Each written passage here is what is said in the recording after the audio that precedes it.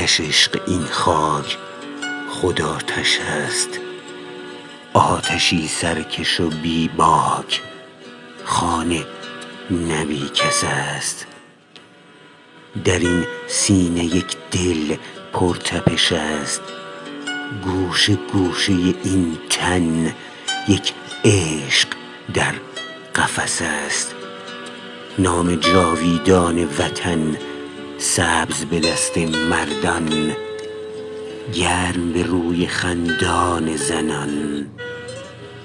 نور امیدش شکوفه های ایران، آتش عشق این خاک تا آخرین هیزم جان شعله می کشد از مردم ایران.